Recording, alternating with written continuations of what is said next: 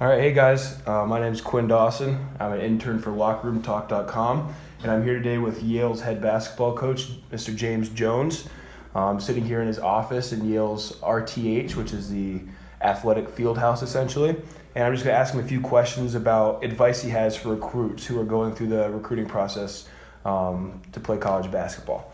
And I'm just going to start it off with, as a Division I coach, you've been coaching here for over 20 years. What is the best way you think for an athlete to try to get on a coach's radar when they're going through the recruiting process? Well, it's done in a variety of ways, but I think the best way for kids is to get with an AAU program, a summer program, where they can be the player that they feel that they are. What I mean by that, they don't want to go to play for a team where they have to play the four if they're a point guard, or if they're a five man, they don't want to play a three. You need to get in the right situation. So if they can get in the right situation where they can show what they do best, that's really one of the best ways for guys to show colleges who they are and how good they are. Gotcha. And kind of to piggyback off that, obviously being a part of an AAU program is incredibly important for basketball. Are there any like showcases or camps and stuff like that you look at? Obviously Yale has a camp.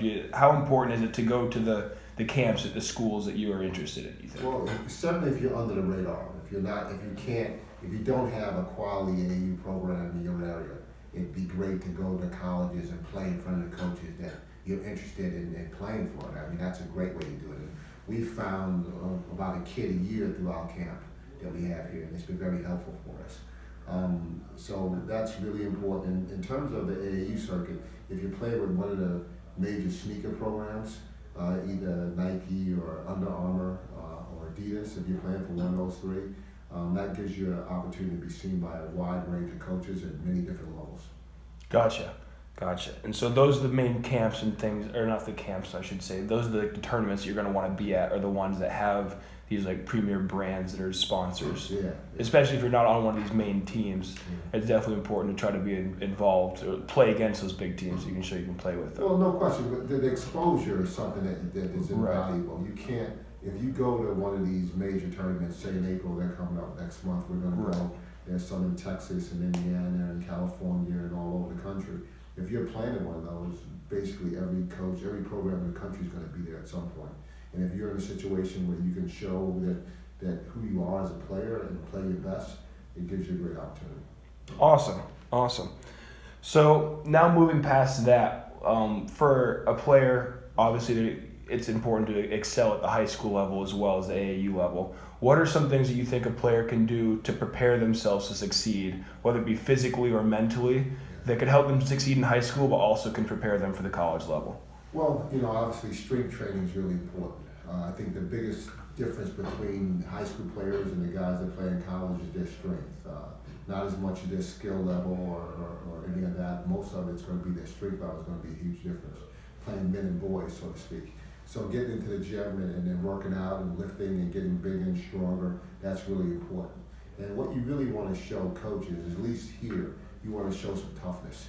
And the more muscle you have, the bigger and stronger you are, the easier it is to do that. But if the ball's on the ground and it's loose, if you're thinking about going to go get it, you're probably not going to be very good. You're not going to get the ball because somebody's already on it. The ball's going the other way. And the teams, they have players that get those 50-50 balls or loose balls. Those are the teams that win. Absolutely.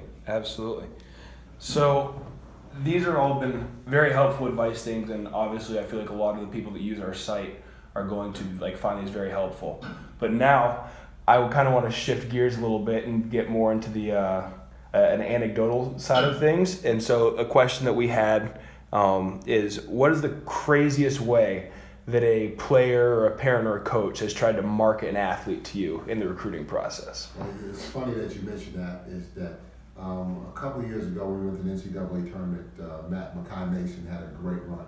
Scored 31 points against Berlin, was the darling of the first round. It was all over the airways. And one of the young men that we were recruiting, or wanted to recruit us, I should say, he ended up taking a picture of Makai from that tournament and taking a picture of himself, cutting the head out, and pasting it on top of Makai, and telling us that he was the next Makai Mason. There you go. So he's telling you in high school that he's going to be the next darling of the NCAA tournament. Exactly right. Well, hey, I mean, whatever works, right? Whatever works for you. So now I'm curious, is that athlete being recruited by Yale currently? Or was he recruited? No, he was not, but I actually just found out he will be playing in Ivy League. Wow, interesting. So you get to play him twice a year. Twice a year, 8 times at least over the course of his 4 years. There you go. So we'll find out if he's the next Mackay Mason. Exactly right. All right, and now my last question is one that everyone is very interested in right now. Obviously, we're dealing with the Final Four coming up this weekend, and you're going to be attending. And the big story, obviously, is Loyola Chicago and their Cinderella run with Sister Jean and everyone rooting for them. And every time this happens, every time there's a mid-major that makes it through the Final Four, there's a lot of talk about can these smaller schools or these smaller programs from these non-power conferences compete at the highest level. So what do you think that Loyola Chicago's success says about how competitive mid-majors are, and why do you think athletes should seriously consider attending these schools? Well, I tell you what, it's a fit, right? You want to get a great fit for you. You want to go someplace that works for you. And the first thing you should do when you make a decision is base it on what kind of education you're going to receive. So if you're doing that, maybe some of the big schools aren't the ones you want to look at. And if they're not, but you still want a quality basketball experience, you can certainly feel good about getting it at this level, at the mid-major level, because not only are the Loyola Marimounts of the world, the VCUs, there are a number of teams that have been able to get to the NCAA tournament in the Final Four from this mid-major level and do quite well. So I think that the most important thing is to pick a school that works for you academically and works for you athletically, and then move on from there. But you don't have to feel like you need to go to one of the blue bloods to be really successful and get to the Final Four. Yeah, absolutely. I think everyone has seen that. There's more upsets this year than there's been in almost 2 decades. No question. And so, obviously, you said Yale won a couple years ago. Penn played competitively against Kansas this year. I mean, people from all levels are being very competitive. And now, just in closing, do you have any parting advice for recruits, something that I didn't touch on, anything that you'd like to share with people? Maybe a plug for Yale here in the last couple seconds. Yeah. Well, I tell you what, the one thing that you like to tell young people is to make sure that you get advice from people who care about you, and the people that are going to give you the straight line on what's going on. Because a lot of times there are people out there that tell you what you want to hear, not so much what you need to hear. And sometimes you shy away from those people that tell you what you need to hear. Those are the people that you should be, embracing and understanding about who you are.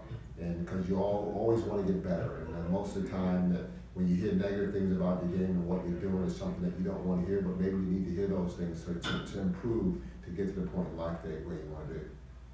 Absolutely. It's very helpful. And thanks again, Coach. Like I said, guys, this is Coach Jones from Yale Basketball. I'm Quinn with Locker Room Talk signing off.